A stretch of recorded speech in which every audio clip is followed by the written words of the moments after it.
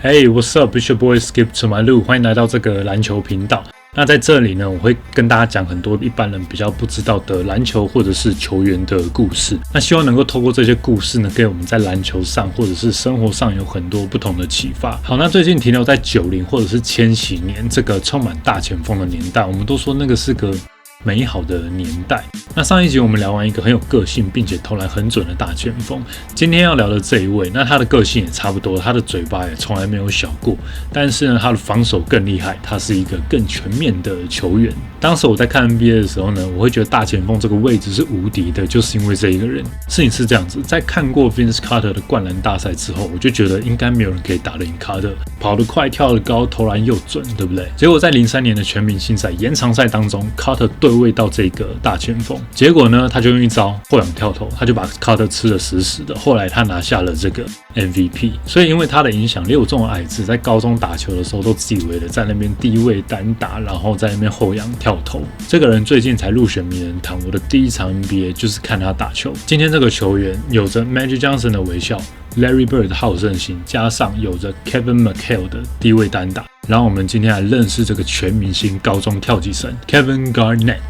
全名 Kevin Maurice Garnett， 外号 KG，The Kid，The Big Ticket， 身高6尺11寸，211公分，240磅，108公斤，可以打小前锋、大前锋和中锋。1976年5月19号出生于南卡罗来纳 （South Carolina） 的 Greenville， 高中就读南卡的 Malden High School 和芝加哥的 Farragut Career Academy。高中毕业直接跳级加入1995年的 NBA 选秀。明尼苏达队在第1轮第5顺位选到了 Garnett。在 NBA 的20年当中，12年在灰狼，6年在塞尔提克，1年在篮网，最后回到灰狼队打了1年。在2016年9月宣布了从 NBA 退休。拿过的奖项有1995年的 Illinois Mr. Basketball 和美国的篮球先生，麦当劳高中明星赛 MVP， 9次 NBA 年度球队，12次 NBA 年度防守球队，2000年雪梨奥运金牌，04到07连续4年 NBA 年度篮板王，03年全明星赛 MVP，04年 NBA 年度 MVP，08年年度防守球员，还有08年和塞尔提克拿的 NBA 总冠军。Kevin Garnett 是一个时代的巨星哦，资料多到非常的可怕。我尽量挑一些没人讲过的故事。那关于比赛的内容和场上的事情呢，可以参考 Johnny Talk、搭球、球哥说和 ABN 的介绍。那我这边呢就做一些他们没有讲的东西。让我们来到美国东岸的 South Carolina， 从小时候的 KG 开始说起。Garnett 有一个姐姐 Sonia 和妹妹 Ashley， 出生不久之后，妈妈 Shirley 就跟生父 Louis McCullough 离婚。Garnett 的亲爹高中时期的绰号是 Baba 45， 是个篮球明星。后来发现爸爸那边的亲戚有一个人叫做 Shammond Williams， 这个人呢，他后来有打过超音速老鹰和湖人队，所以 Garnett 算是继承了爸爸那边的篮球基因。他和继父 Ernest 的关系其实很不好，但是妈妈是影响 Garnett 一生当中最重要的人。妈妈白天在饭店和理发厅工作，晚上6点到早上6点则是在墓园工作。早上回家之后还要让他的3个小孩们准备上学，光是带大3个小孩就已经够激励了。姐姐桑雅回忆到，在很小的时候就要帮忙做所有的家事，做完之后要去理发厅帮妈妈洗毛巾和扫地上的头发。从小 Garnett 就知道什么叫做努力工作，什么叫做负责任、专注、全力以赴，拥有坚强的意志，并且咬着牙度过难关的感觉。如果想要得到什么，必须要非常努力的付出。妈妈严格的教导，让 Garnett 成为一个谦虚、有礼貌并且努力的小孩。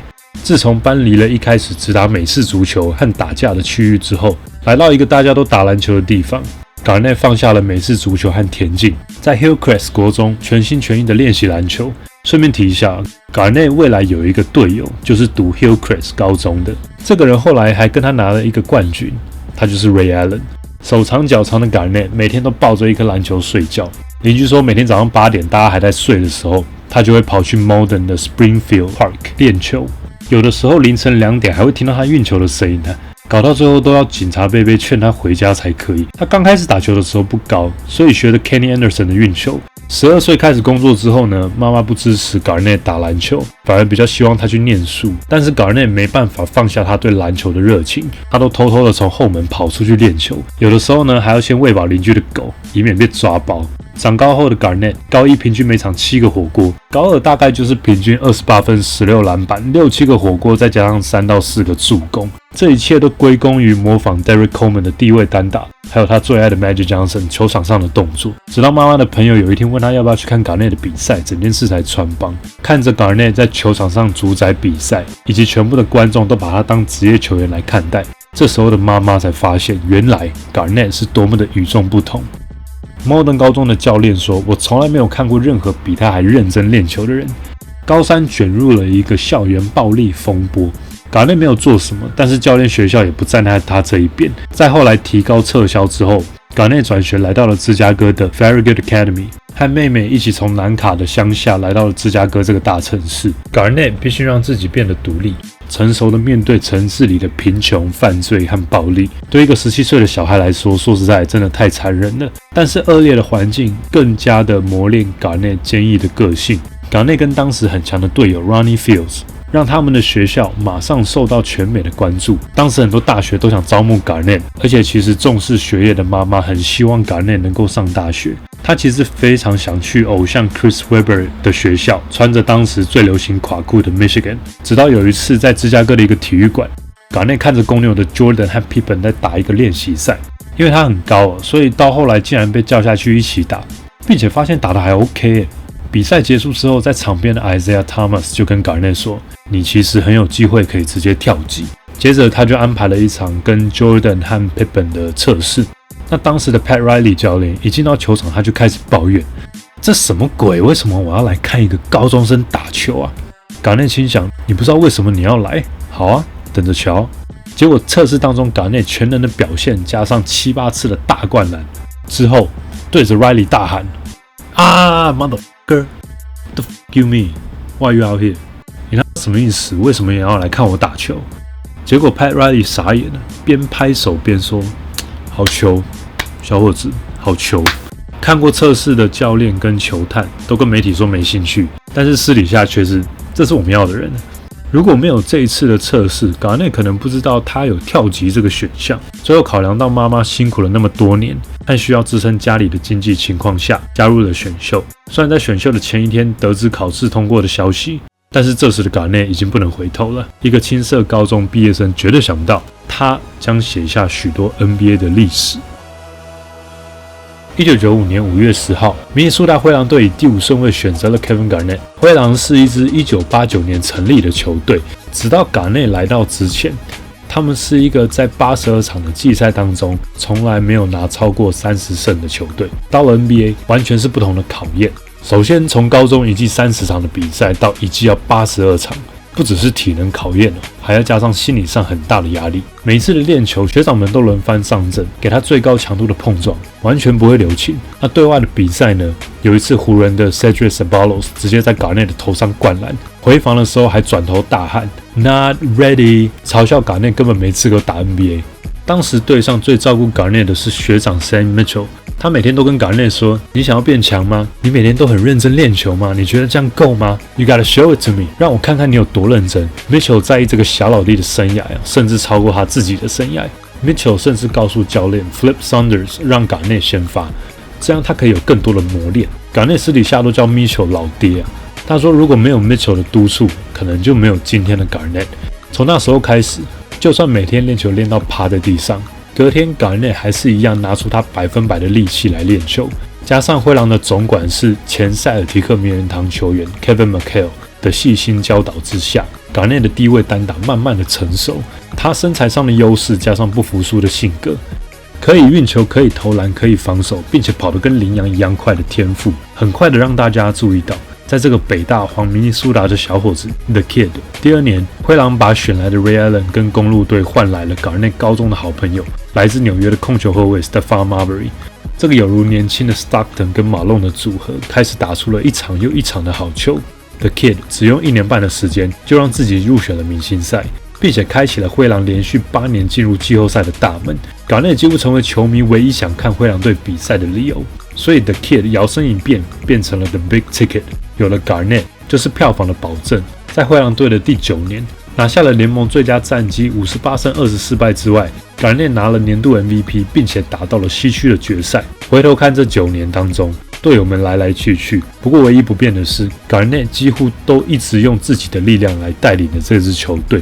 这个时候，好像达到生涯巅峰的 Garnett， 因为灰狼队的管理阶层做错了一件事，造成这个小市场的球队也没有办法帮 Garnett 补强身旁的队友，所以接下来连续3年都没有办法打进季后赛。到这个地步，就算是铁打的英雄，也难免会挫折、会迷惘。之前的队友 Chauncey Billups 就劝 Garnett 说：“我知道你一点也不想离开这个一开始就相信你的地方，不过呢，胜利应该是要属于像你这种有天赋并且这么努力的人，千万不要浪费你还在巅峰的年纪。”塞尔提克用5个人 ：Al Jefferson、Gerald Green、Ryan Gomes、Theo Ratliff、Sebastian Telfair 和灰狼换来了 Kevin Garnett， 和09年2个第1轮的选秀签，用7个人换1个人，你不觉得很夸张吗？一个人的价值简直跟一支球队一样。来到 Boston 的 Garnett 马上就发现整个文化非常的不一样。在这里不止3巨头 KG、Ray Allen、Paul Pierce 的 GAP 连线，他们的每一件事情几乎都是和全队友一起做，一起练球，一起吃饭，一起看电影。这个球队的化学效应让 Garnett 充满了希望。果然，来到 Boston 的第1年是一个丰收的1年，拿下了全联盟最佳战绩66胜。在球队上的历史排名第3，比前一季整整提升了42胜，历史排名第1，获选为年度防守球员，并且拿到了他第1个也是唯一一座总冠军。之后很可惜的是 Garnett 的膝伤让他总是在重要的时候缺席。2010年和湖人打到总冠军战，打到第7战很可惜最后被逆转，这也是 Garnett 最后一次的总冠军战。后来和 Pierce 来到了篮网队，穿上了纪念灰狼时期车祸过世的偶像兼队友 Malik Sealy 的2号，打了1年之后回到了灰狼队。再过了1年，2016年9月23号宣布退休。现在的 Garnett 拥有自己的服饰品牌 OBF Official Block Family， 在 TNT 电视台有一个自己的节目 Area 21， 和 Adam Sandler 还有 The Weeknd 有演部电影叫做 Uncut Gems 原传。2020年Garnett 入选篮球名人堂的演讲，他说道：“对他来说，最大的遗憾就是没有办法帮助灰狼拿一个总冠军。但是，就算他现在退休了，他也愿意协助重建这支当初相信他并且给他机会的球队。” Kevin Garnett 是一个划时代的篮球巨星，他对 NBA 的影响非常的深远。我们先来想一下，如果要说一个球员全能，那他要有什么条件？可以得分、助攻、篮板、火锅，又会抄截，对不对？我们来看一下 KG 的生涯数据。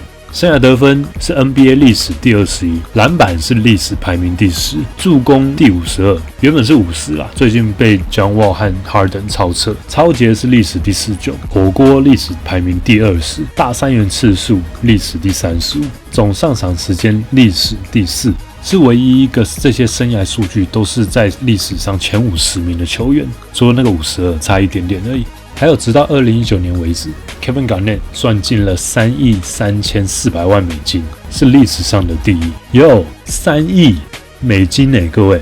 而且这个纪录直到2021年才被 LeBron 还有 Chris Paul 超越。那时的薪水跟现在比应该差很多，因为通膨的关系。而且这只是打篮球的薪水而已。我那个资料查到这里，已经不知道吐了几次血了。这一次的名人堂还有另外一个21号 Tim Duncan， 有着史上最强大前锋的名号。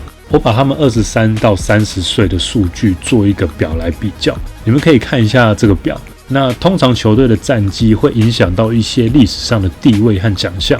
试想一下，如果在灰狼的是 Duncan， 而在马刺的是 Garnett， 那史上最强大前锋的位置会不会换人做呢？那这边跟大家聊一下，在 Garnett 的黄金时期灰狼队的管理阶层到底做了什么事情。首先，灰狼队为了留住这位超级巨星，他们跟 Garnett 在1997年签了一笔6年1亿2600万美元的合约。这件事让队友 Stephon Marbury 有很大的意见了，因为他也想要得到差不多的合约，这个是他离队很重要的一个原因。灰狼少了一个明星控球之后，在1999年缩水球季，用1年175万美金签下了95年的选秀状元 Joe Smith。这看起来好像没什么问题，殊不知 Smith 前1年才拒绝了金州勇士的8000万美元合约，这怎么想都很不合理耶，到底是为什么？因为灰狼想运用早鸟条款，在前2年用很低的薪水留住 Smith， 之后第3年就可以不管球队的薪资上限，再给他一个8600万美元的合约。那如果我这边讲不清楚的话，希望了解的人可以帮我在留言区稍微补充一下，感谢你们。让 NBA 对球队下了很重的惩罚。第一个罚款350万美金，撤销 McHale 总经理的职位1年，取消01到05年的第一轮选秀权，后来改成3年。那这一段时间的 Garnett 大概都是联盟前5或前3的球员。如果假设他们都有这些第一轮选秀，那他们有可能会选到谁呢？我们来看一下。01年的第一轮在第20顺位附近 ，Zach Randolph、Gerald Wallace、Tony Parker、Gilbert Arenas。02年 Tayshaun Prince、John Salmons 或 Carlos Boozer。Tony Parker 加 Garnett 加 Boozer， 还是 Garnett 加 Arenas？ 想象一下他们的成绩会是怎么样？02到03年 ，Garnett 是队上的得分王、篮板王、助攻王、抄截王、火锅王，加上50% 的命中率，这个才叫做一打全部吧。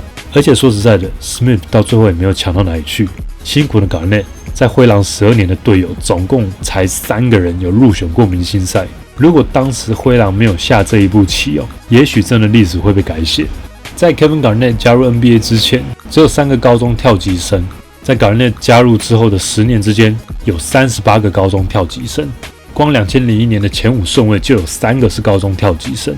在那几年当中，如果你打大学篮球打到大4，会让人觉得你很弱，因为你还没有打 NBA。如果你没有办法高中跳级，那代表说你还不够强。那如果在高中选择读大学，结果在大学打球膝盖爆了，那你以后也不要想打篮球了。所以高中跳级突然变成一种风潮。不过因为每个人的状况毕竟不同，经过长远的考量之后 ，NBA 决定在2005年禁止了高中跳级选秀。Garnett 全能的球风改变了 NBA 对70长人的刻板印象，他们不是只会卖高，长人也是可以打得非常有技巧的。除了篮球技术之外，Garnett 鲜明的个性、奔放、大吼、热血，也让所有看他打球的人为他疯狂。Garnett 的敬业程度不是一般人能够想象的。塞尔提克总管 Danny Ainge 回忆 Garnett 的练球日大概会像这样：先重训90分钟，接下来练投，练投完之后和球队进行高强度的练球，练完球之后投篮练习再做一轮，最后帮 Rondo 或队友抢篮板，大约45分钟。这样算是一天。球季的每一天他几乎都这么做。我们每一天都在见证他的伟大。每一次的开场头锤那个篮球架，每一次死球之后，别队练球他都直接把它摘下来。Garnett 说过，有人说不管你多么努力，世界上总是会有人比你还要努力。告诉你，那个人就是我。KG 最令人津津乐道的就是他在场上的垃圾话，比较常听到的都蛮鸡歪的，什么妈妈过世祝人家母亲节快乐啊，你女朋友吃起来跟甜甜圈一样。Garnett尤其会对新秀狂喷垃圾话，他说目的是想让他们皮绷紧一点啊。如果你的心不够强大，只会被人家踩在脚底而已。不过Garnett不是只有对别人严格啦，如果他自己打得很烂，他也会叫自己垃圾。那因为关于Garnett垃圾话的故事实在太多了，所以我会在我的 IG 再补充给大家。这样，除了场上的垃圾话，Garnett场下根本就是一个大好人，一个非常好笑的人。一般在明星身上的花边新闻都跟他没有关系，这一切都归功于他小时候妈妈的教导，还有他那个简单的赤子之心。Garnett最喜欢的地方是海边，他常常听着海浪的声音，思考他的一生。在拿到冠军了之后，Garnett回想这个奇妙的旅程。他说，某些方面其实是一个新的开始，因为我们总是要往前看。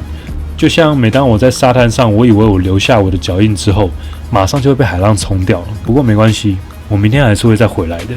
那就像这个球迷一样，不管 KG 在哪一队，我们永远都会爱着这个狼王。他奉献了他的青春给了我们，教会我们永远不要放弃自己的热情。每一件事情都是有可能的。现在轮到我们把这个热情继续的在我们生活当中燃烧，并且传承给下一代。Garnett 穿的这件21号球衣，就是他小时候的偶像，到后来变队友的 Malik Sealy 他穿的21号。那因为我去美国中部念书，所以我对这个球队真的有很多不同的情感。我目前生涯唯一一场的 NBA 就是去看灰狼队的比赛。当时呢，他们是 Garnett 拿 MVP 的那一年，也是全联盟战绩最好的灰狼。那个时候我在美国高中当交换学生，那打球队的时候你要选一个号码，在那个大前锋的年代呢，所以我球衣就选的21号。那我记得看球的那一天，一下课我们就开2个半小时去 Minneapolis， 然后呢结束再开回来，大概都凌晨2、3点了吧。我记得在灰狼热身的时候，我跑到那个篮筐后面去看着 Garnett，我从来没有看过这么高的人，我真的觉得我好像在做梦一样。我觉得我好幸运啊！当时我真的觉得 anything's possible。每次我听到 Celtics 介绍球员的时候，他的大吼，我都会起鸡皮疙瘩。还有他拿冠军的时候，抬头大叫 anything's possible。每一次我听到嘎内的叫声，就好像唤起我对篮球或者是对生命的热情。我相信嘎内教给我们所有人的一件事，就是如果你有梦想，你就放手去做。就算大部分人都不希望你睡觉做影片一样，那都无所谓，因为 if you have a dream, go after it.Because anything's possible。今天的故事就说到这，希望你们会喜欢。在底下留言告诉我你最喜欢嘎内的原因，还有印象最深刻的嘎内时刻是什么时候。那 B-Ball for Life 下一集应该还会是一集大前锋，我介绍很多 NBA 的退休球员。那这边有一个播放清单，里面有很多很有趣的故事，那我保证你在别的频道绝对听不到。如果你喜欢今天的故事的话，你一定要点进去看，然后记得订阅我的频道，好吗？Alright, that's it for me today. I'll see you next time. Peace.